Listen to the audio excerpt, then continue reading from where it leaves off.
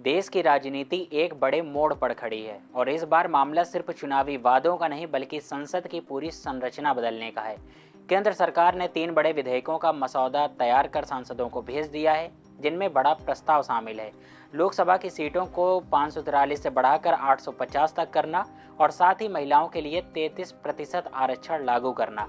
सरकार इसे ऐतिहासिक सुधार बता रही है, लेकिन विपक्ष इसे पॉलिटिकल गेम प्लान कह रहा है। दरअसल भारतीय जनता पार्टी सरकार द्वारा लाए जा रहे संविधान 131वां संशोधन विधेयक 2026, परिसीमन विधेयक 2026 और केंद्र शासित प्रदेश संशोधन बिल, इन तीनों के जरिए भारत की चुनावी और संसदीय व्यवस्था को रीडिजाइन करने की कोशिश की जा रही है। सबसे बड़ा और विवादित प्रस्ताव लोकसभा सीटों को बढ़ाकर 850 करना।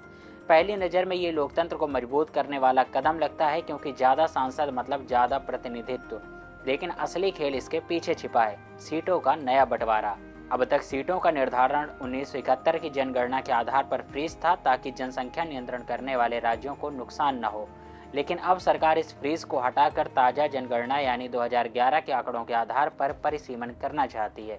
यहीं से विवाद शुरू होता है।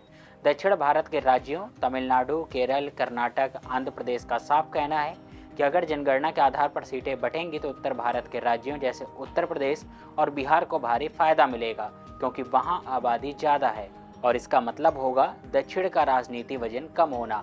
तमिलनाडु के मुख्यमंत्री एम.के. स्टालिन ने इसे सीधे सीधे लोकतंत्र पर हमला बताया। उनका कहना है कि हमने सालों तक जनसंख्या नियंत्रण पर काम किया और अब हमें उसी की सजा दी जा रही है। वहीं तेलंगाना के मुख्यमंत्री रेवंत रेड्डी भी इस मुद्दे पर खुलकर विरोध में आ गए हैं और दक्षिण राज्यों को एकजुट होने की अपील कर चुके हैं। यानी साफ है, ये सिर्फ एक बिल नहीं बल्कि नॉर्थ वर्सेस साउथ की नई पॉलिटिकल लाइन खींची जा रही है। अब आते हैं दूसरे बड़े मुद्दे पर, महिला आरक्षण। सरकार 33% सीटें महिलाओं के लिए रिजर्व करना चाह रही है, जो पहले नारी शक्ति वंदन अधिनियम के तहत पास हो चुका था, लेकिन अब इसे जनगणना और परिसीमन से जोड़ दिया गया था, जिससे इसके लागू होने में सालों लग सकते थे। अब सरकार इसे तेजी से लागू करने की बात कर रही है, तो सवाल उठता है इतनी जल्दी क्यों? विपक्ष का आरोप है कि ये कदम महिला सशक्तिकरण से ज़्यादा चुनावी रणनीति है, क्योंकि पश्चिम बंगाल और तमिलनाडु जैसे राज्यों में चुनाव नज़दीक हैं और महिला वोट बैंक हर पार्टी के लिए गेम चेंजर बन चुका है। राजनीतिक विश्लेषकों का मानना है कि अगर महिलाओं का वोट सिर्फ 2-3% भी शिफ्ट होता है तो चुनाव का रिजल्ट पूरी तरह बदल सकता है। यानी ये बिल सिर्फ सामाजिक सुधार नहीं बल्कि सीधा इलेक्शन कैलकुलेशन भी हो सकता है। अब सवाल ये भी है कि क्या इन दोनों बड़े फैसलों, सीट बढ़ाना और आरक्षण लागू करना को एक साथ लाना सही है, क्योंकि इससे सरकार को एक पॉजिटिव नैरेटिव मिल जाता है, जबकि असली विवाद यानी डिलिमिटेशन पीछे छिपा रह जाता है। विपक्ष यही आरोप लगा रहा है कि महिला आरक्षण को कवर की तरह इस्तेमाल किया जा रहा है ताकि सीटों के नए बंटवारे का विरोध कमजोर पड़े।